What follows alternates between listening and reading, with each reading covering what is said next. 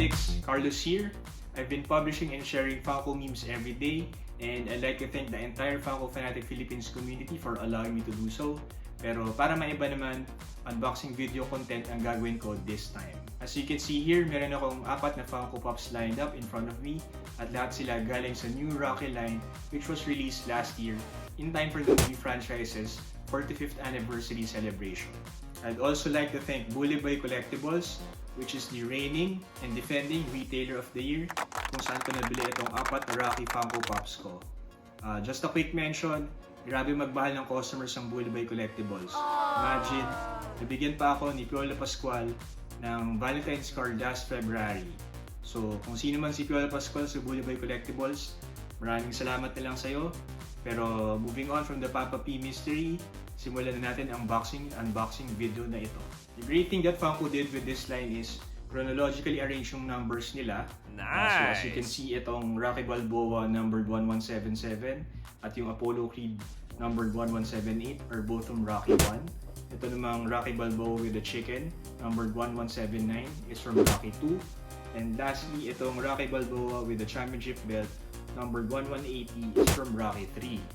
So it makes sense na we'll unbox the Funko Pops according to the chronological order.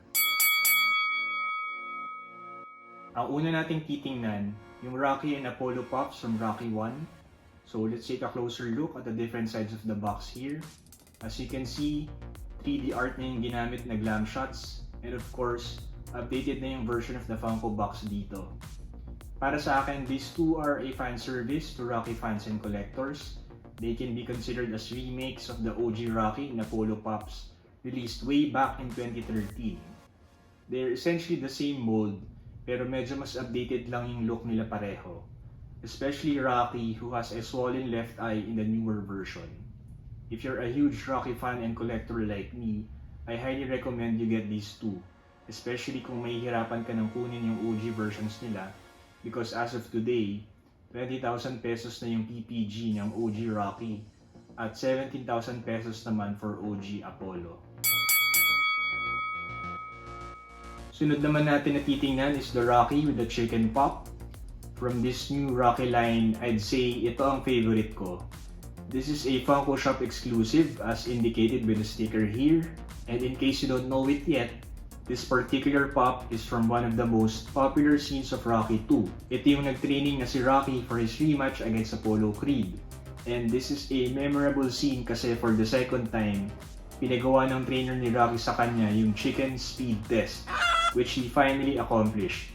Sabi kasi ng trainer ni Rocky na if you have the right speed for the fight, you can chase and catch a chicken. So yung chicken pop na hawak ni Rocky dito is a very cool detail to have. Later in this video pala, I'll be showing my own take on the chicken speed test after my last Rocky Pop unboxing. So panoorin niyo yun please.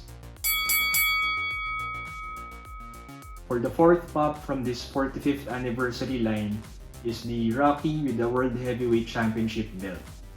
This is from Rocky 3 wherein he fought against Clubber Lang, played by Mr. T, na meron na ring vaulted pop.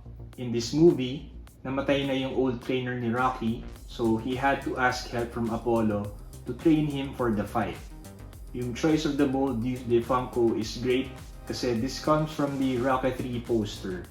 And Funko did a very good job in capturing the details. Sayang lang kasi wala silang sinama from Rocky 4, but who knows, baka mag-release sila in the future, which I hope they do, para we can have a version of Rocky wearing the stars and stripes, and of course, a remake of the Ivan Drago pop.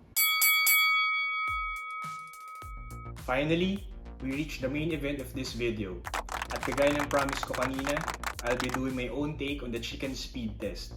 Pero, hindi ako hahabol ng manok. Kung hindi, kakain ako ng manok. So, for my 5th and final unboxing, I will unbox this box of 4 fried chicken that I ordered from Jollibee. At syempre, dinisplay ko na rin yung Jollibee soda, which is the latest Funko Fanatic Philippines exclusive. For this chicken speed test, I'll try to eat as many fried chickens as I can in 60 seconds.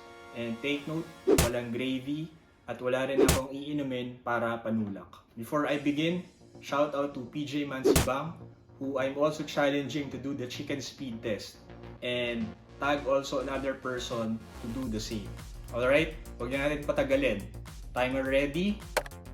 And go!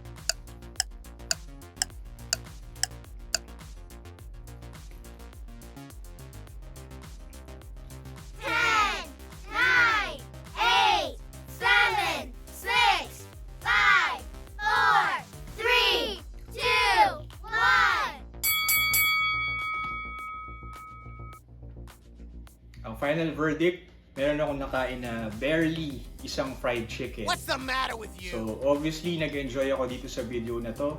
Hindi lang dahil sa manok, pero dahil na rin sa mga pops na in-unbox natin. So before I say goodbye, please comment which of the Rocky Pops is your favorite and also how many fried chickens you can eat in 60 seconds. So thank you again for watching and please expect more Funko memes from me in the coming days.